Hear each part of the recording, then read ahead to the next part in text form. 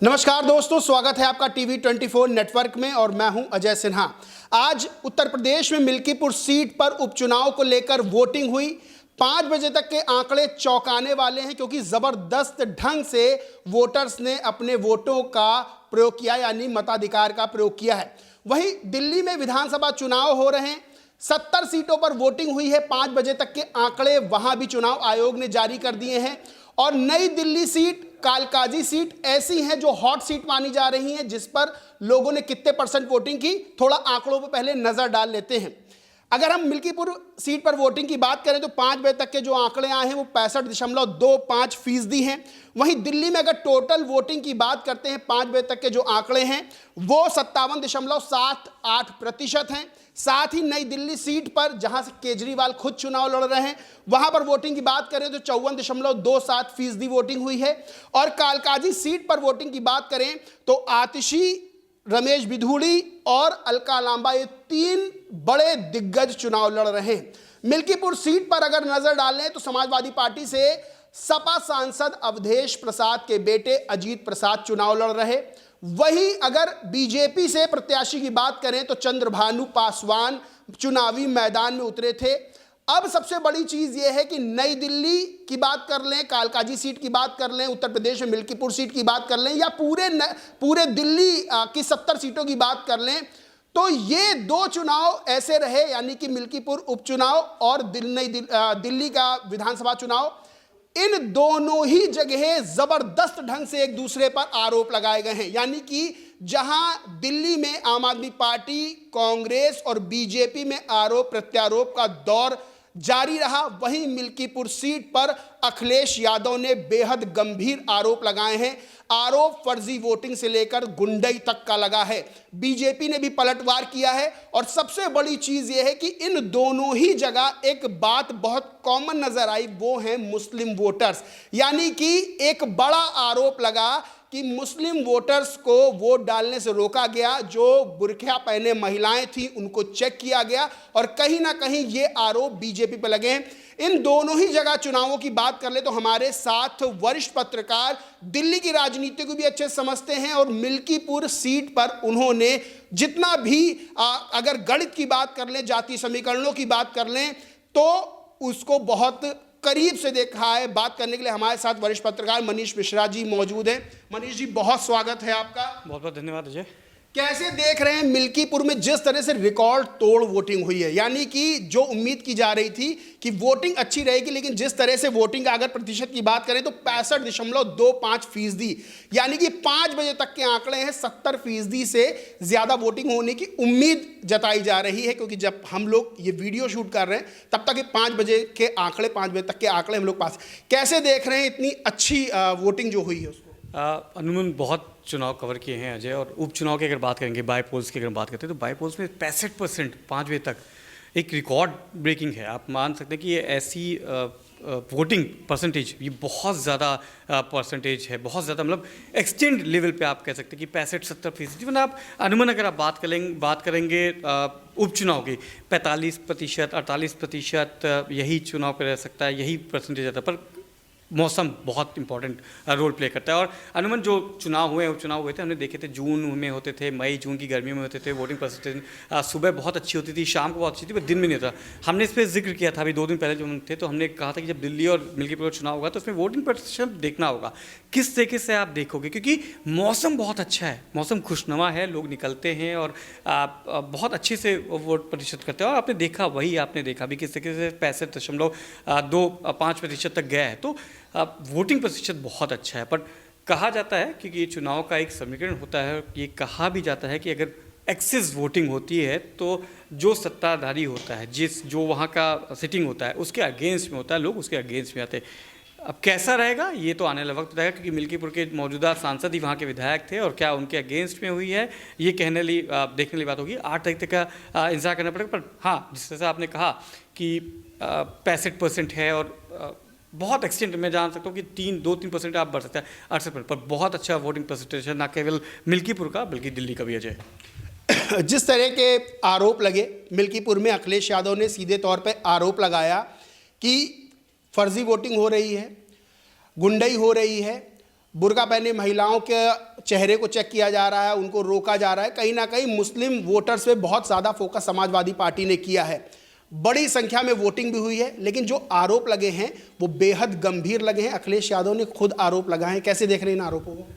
चुनाव कोई भी हो, आरोप प्रत्यारोप चलता है और विपक्ष का ये मुख्य भूमिका होती है कैसे आप इलेक्शन कमीशन को बिजी रहें। और शायद मुझे ये भी लगता है कि इलेक्शन कमीशन सबसे व्यस्त इन्हीं चुनाव में रहता है जब आपके पास विपक्षी पार्टी होती हैं, वो अपना कहती हैं कि उनको वोट डालने नहीं जा रहा है, बुर्का जो पहने हुई हैं उनकी अलग से विशेष चेकिंग की जा रही है, गलत मतदान जिनके पास मत कार्ड है उनका मत का प्रयोग करने नहीं दिया जा रहा है। ये केवल मिल्कीपुर की बात नहीं है अजय, ये आप अगर दिल्ली में देखेंगे तो दिल्ली में भी वोटिंग परसेंटेज पे आप गौर करेंगे, वहाँ पे आप मुस्लिम बहुल क्षेत्र में जाएंगे तो एक्सेस वोटिंग हुई। शाहीन बाग और कालकाजी के आसपास का जो जहीराबाग की आसपास की जो जगह हैं आप वहाँ देखेंगे तो बहुत ज़्यादा अच्छा वोटिंग परसेंटेज है। तो ये विपक्ष का काम होता है। अगर अभी समाजवादी पार्टी होती तो बीजेपी ये आरोप लगा रही थी, तो ये विपक्ष का होता है और ये आपको ज़रूर दिखेंगी।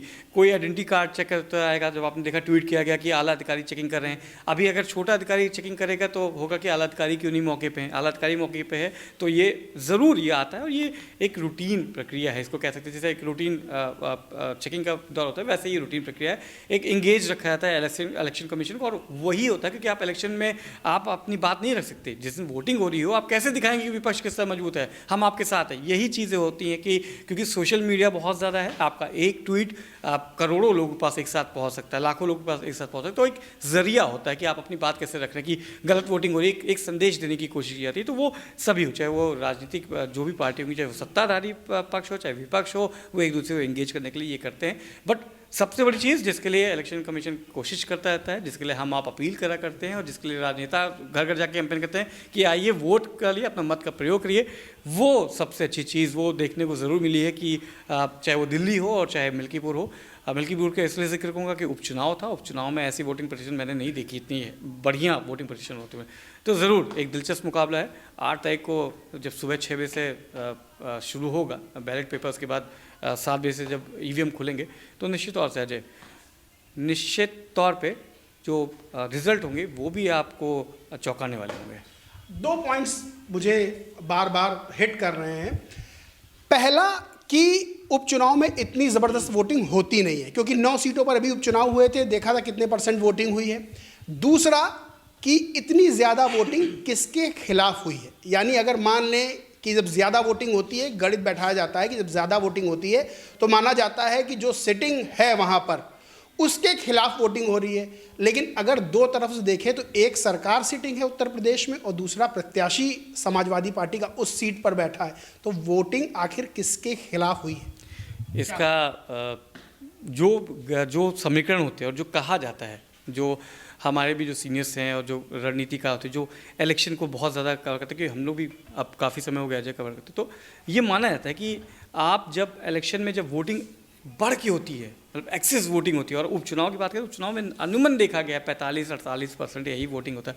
65.25 का वोटिंग का प्रतिशत माना कि ऑलमोस्ट 70% के आसपास आप चले गए हैं वोटिंग में, तो ये अगेंस्ट ही माना जाता है। आपने सही जिक्र किया कि अवधेश प्रसाद विधायक थे, सांसद हो गए हैं, क्या उनके खिलाफ है, क्या एक बार फिर से बीजेपी के खिलाफ है कि जो पीडीए का नाम लेके समाजवादी पार्टी थी, इसमें थोड़ा सा इंतजार जरूर करना पड़ेगा। पर माना जाता है कि जो सिटिंग है, और सिटिंग मिल्कीपुर की बात करेंगे तो समाजवादी पार्टी के अवधेश प्रसाद है, पर क्या अपनी सीट को बरकरार रख पाएंगे, क्या एक बार फिर से जिस तरह सेंधमारी की थी उन्होंने इतने बड़े गढ़ में भारतीय जनता पार्टी की, वो कर पाएंगे नहीं कर पाएंगे, इसके लिए थोड़ा सा हमें लगता है 48 घंटे का इंतजार और करना पड़ेगा। पर अगेंस्ट में जाती है ये तय है। किसके अगेंस्ट गया ये आपके जो जहन में एक प्रश्न आया है, इसके लिए थोड़ा सा इंतजार करना पड़ेगा और लगता है कि इसका आंसर हमें मिलेगा। पर अप्रत्याशित नतीजे हो सकते हैं जिस तरह से वोटिंग हुई है। अच्छा, दिल्ली में जिस तरह से वोटिंग से पहले भी आम आदमी पार्टी और बीजेपी के बीच वाक युद्ध देखने को मिल रहा था, दोनों जितना गंभीर आरोप एक दूसरे पर लगा सकते थे दोनों लगा रहे थे। कांग्रेस भी फाइट में है, लेकिन मेन मुकाबला इन दो राजनीतिक दलों के बीच ही माना जा रहा था।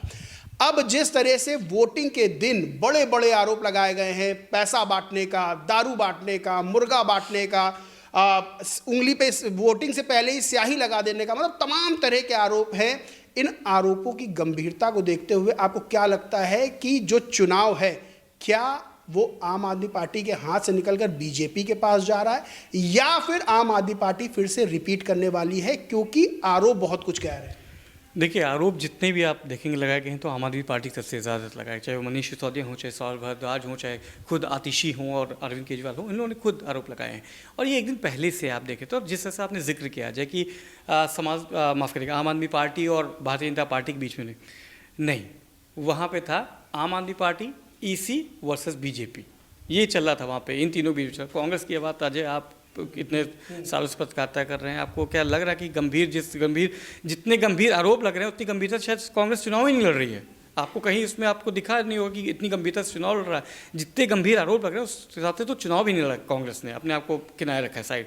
तो यकीनन आम आदमी पार्टी वर्सेस बीजेपी है, कांटे की टक्कर है। और ये बौखलाहट या कहते हैं कि झुंझलाहट आपको दिख सकती है आम आदमी पार्टी को, शायद ये लग रहा हो, क्योंकि जिस तरीके से पिछले 1-1.5 साल उनका गया है, उनके तमाम जो बड़े लीडर्स थे, जो रणनीति बनाते थे, वो जेल में थे, they are behind the bars, तो उनको उस चीज़ का शायद खामियाजा भुगतना पड़ सकता है। और खुद अरविंद केजरीवाल ने कहा है कि हमारी सीटें कम होती नज़र आ रही हैं, उन्होंने 55 कहा है कि हम 55 सीटें आ रही।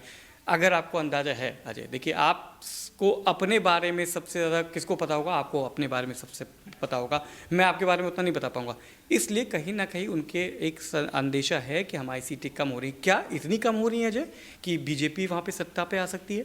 क्या कांग्रेस ने जो वोट्स काटे हैं, जो वोट कटिंग करेगी, क्या वो अगेंस्ट आम आदमी पार्टी के हुए? क्योंकि हमने देखा है वहाँ पे जो सबसे बड़ी रार और तकरार देखने को मिली, इंडी गठबंधन ने मिली। कांग्रेस के करवा नेता LOP आते हैं, राहुल गांधी खुल के विरोध में प्रचार करते हैं, और ये शायद अनएक्सपेक्टेड था कि अरविंद केजरीवाल ने भी नहीं सोचा था कि इतना विरोध में आके तो वो एक अगर साथ में लड़ते तो मेरे ख्याल से आपको देखने को मिल सकता था। पर आम आदमी पार्टी के लिए ये चुनाव आसान नहीं है। बीजेपी ने अच्छा चुनाव लड़ा है, पर फिर से कहूँगा जो बीजेपी के जो लोकलाइट हैं, दिल्ली के जो नेता हैं, वो शायद डिपेंडेंट हैं अभी भी अमित शाह, मोदी और JP नड्डा सही के जो बड़े नेता, क्योंकि वो भी दिल्ली में ही रहते हैं, तो उनको लगता है कि वो लोग हैं तो वो लोग संभाल लेंगे चुनाव। अगर ये जीतते हैं तो निश्चित तौर से एक बार फिर से आपको बीजेपी में अब मोदी वर्सेस मोदी का ही आपको नजर आएगा, क्योंकि दिल्ली संगठन में इतना बड़ा चुनाव किसी ने लड़ते हमने देखा। हाँ, रमेश बिधूड़ी और प्रवेश वर्मा अपने बयानों के जरिए आपको यमुना से लेके और आपको कालका जी तक जरूर दिखे, पर उसके बाद जिस तरीके से आज आरोप प्रत्यारोप का दौर चला है, ये गंभीर है। ये हमने देखा है कि जब चुनाव का आखिरी दिन होता है तो उसके बीच में जो समय होता है उसमें लगता है, पर वोटिंग वाले दिन ऐसा ये आरोप निश्चित तौर से कई जगह लगाए गए। बैरिकेटिंग लगाने की बात आई, बुरके में रोकने को लेके बात आई, तो आरोप लगाए गए हैं। पर अब चुनाव संपन्न हो गया है। आज का अगर आप देखेंगे तो आज का चुनाव संपन्न हो चुका है। वोटिंग का दिन होगा कि 8 तारीख को जब वोटिंग होगी, निश्चित तौर से मेरे हिसाब से अगर आप देखेंगे तो हाँ कह सकते हैं ड्राइविंग सीट में आम आदमी पार्टी है, पर इतना ईजी नहीं है, इतना कंफर्टेबली वो नहीं बैठे होंगे। उनके अभी है कि शायद मेरी सीट बेल्ट ना खुली हो, या फिर मेरे पास कीज़ हैं कि नहीं, चाबी नहीं, चाबी किसके पास है ये तय नहीं है अभी। अजय, 2 सीटें दिल्ली की बेहद इम्पॉर्टेंट है, बहुत महत्वपूर्ण है। एक कालका जी और दूसरी नई दिल्ली। नई दिल्ली से अरविंद केजरीवाल, प्रवेश वर्मा और संदीप दीक्षित लड़ रहे हैं। अगर कालका जी सीट की बात करें तो सिटिंग मुख्यमंत्री आतिशी मारलेना और अलका लांबा और रमेश बिधूड़ी लड़ रहे हैं। इन 2 सीटों पर जीत हार कितना तय करेगी कि दिल्ली में कौन बैठेगा? देखिए, अगर आम आदमी पार्टी आती है तो आपको पता है कौन बैठेगा। बीजेपी आती है तो शायद प्रवेश वर्मा और बिधूड़ी को भी नहीं पता होगा कि कौन बैठेगा, क्योंकि उसका जो भी निर्णय लिया जाएगा वो आला कमान से लिया जाएगा। वहाँ पे सब तय है, वो वहाँ पे किसी का नाम तय नहीं कि बीजेपी में अगर आज इलेक्शन हुआ है तो प्रवेश वर्मा का नाम तेज चल रहा है, ये नहीं कर सकते। हाँ, वहाँ आम आदमी पार्टी में अरविंद केजरीवाल अगर उनको कोर्ट से राहत मिलती है तो यकीनन वही मुख्यमंत्री बनेंगे, वरना फिर वो आतिशी पे एक बार जाते हुए नजर आएंगे। चुनाव दोनों जगह बहुत अच्छा, दोनों जगह पे आप देखेंगे तो ऑलमोस्ट 55 से 60% के बीच में वहाँ पे वोटिंग हुई। तो ऐसा नहीं कि आपका विधानसभा चुनाव के लिए इसको कम वोटिंग माना जाएगा, अच्छी वोटिंग मानी जा रही है। चुनाव अच्छा है वहाँ पे, और ये दोनों सीटें काटे की, क्योंकि तीनों अगर आप देखेंगे ना, कांग्रेस के संदीप दीक्षित, शीला दीक्षित भी बैठे आते हैं, प्रवेश वर्मा और अरविंद केजरीवाल के बीच में अगर आप देखेंगे तो वही रमेश बिधूड़ी और अलका लांबा और आतिशी को भी कमज़ोर नहीं ले सकते। तो ये चुनाव एक निश्चित तौर पर ये दोनों सीट काटे की है, और मैं तो कहूँगा 70 की 70 सीटें काटे की हैं वहाँ पर। चुनाव ज़रूर, मुख्यमंत्री कौन आएगा ये ज़रूर इन दोनों सीटों से आप अनुमान लगा सकते हैं कि कहाँ से आ सकता है, कौन मुख्यमंत्री बन सकता है। अजय, अभी एग्जिट पोल्स के आंकड़े आने बाकी हैं, एग्जिट पोल से बहुत साफ हो जाएगा, लेकिन जिस तरह से पहले एग्जिट पोल्स के आंकड़े आए और धराशायी होते आपने भी देखा, हमने भी देखा, क्या लगता है कितना महत्वपूर्ण रोल एग्जिट पोल, क्योंकि 2 दिन सभी नेताओं की धड़कनें बढ़ी रहेंगी मिल्कीपुर से लेकर नई दिल्ली तक। क्या लगता है इस बार एग्जिट पोल्स के जो आंकड़े आएंगे उसने किसको मूड बनाया राहत देने का? देखिए मैं आपको बताऊँ, ये आपके वाकई जो एग्जिट पोल के आंकड़े आएंगे ना, वो किसी के लिए समझ में नहीं आएंगे, क्योंकि रिलाई नहीं कर सकते आप। लास्ट की जो आप एक्सपीरियंस है वो आप देखेंगे तो आप कहेंगे यार एग्जिट पोल, हाँ जिसकी सीट बन रही होगी वो जरूर कहेगा अरे ठीक है ये एग्जिट पोल में मान लो, पर जिसको कहेगा कम दिखा रहा होगा वो कहेगा अरे एग्जिट पोल तो बदल जाते हैं। क्या होगा 48 घंटे का वेट करना पड़ेगा अजय 8 तारीख को। बट हाँ मैं फिर से कहूँगा मिल्कीपुर में कांटे की टक्कर है, दोनों के लिए प्रतिष्ठा की दाव है। अवधेश प्रसाद राजा अयोध्या बने हैं, बगल में बैठते हैं अखिलेश यादव के, उनको अपना अस्तित्व बचाने की है। और वहीं पे पूरी बहुत बड़ी नज़र है दिल्ली आला कमान की मिल्कीपुर सीट को। आपने देखा होगा दिल्ली से कोई नेता आया नहीं, पर प्रदेश का जो संगठन है संघ सरकार संगठन की तीनों की निगाह दिल्ली दरबार में है कि इस चुनाव से बहुत चीज़ें मायने रखती है। वही दिल्ली की बात करेंगे, दिल्ली में आम आदमी पार्टी अपनी चौथी बार अपनी सरकार को बनाने की कोशिश करेगी और 27 साल का सूखा खत्म करने की कोशिश करेगी भारतीय जनता पार्टी। क्या होगा इसके लिए थोड़ा सा इंतजार करना पड़ेगा। पर दोनों चीज़ें आपको बताऊं, इस समय तक 8 तारीख को सब नतीजे आ चुके होंगे, पर अगर आप बात करेंगे रुझानों की और शुरुआत की, तो अजय जो लोग देख रहे होंगे और जिनको दिलचस्पी होगी पॉलिटिक्स में, वो आदमी जल्दी हिलेगा नहीं। तो ये थे हमारे साथ वरिष्ठ पत्रकार मनीष मिश्रा जी, जिन्होंने बताया कि मिल्कीपुर में जो आरोप लगाए गए हैं वो चुनाव के दौरान लगाए जाते हैं। प्रतिष्ठा का सवाल मिल्कीपुर सीट बनी हुई है बीजेपी और समाजवादी पार्टी दोनों के लिए। वहीं दिल्ली में जिस तरह से चुनाव हुआ है, जिस तरह से आरोप लगाए गए हैं और जिस तरह से बीजेपी सत्ता में आना चाहती है और आम आदमी पार्टी वापसी करना चाहती है, फिर से यानी तीसरी बार सरकार बनाना चाहती है, उस एंगल ने बेहद दिलचस्प कर दिया है चुनाव। बहरहाल एग्जिट पोल के आंकड़े भी सामने आने लगेंगे, कुछ तस्वीरें क्लियर हो जाएंगी, लेकिन पूरी तस्वीर 8 फरवरी को ही क्लियर होगी कि कौन दिल्ली की सत्ता पर काबिज होगा और कौन मिल्कीपुर का राजा बनेगा। क्योंकि दोनों ही चुनाव बेहद महत्वपूर्ण हैं और दोनों ही चुनाव में जिस तरह से आरोप लगाए गए हैं वो बता रहे हैं कि हर राजनीतिक दल ने बहुत गंभीरता से इन चुनावों को लिया है।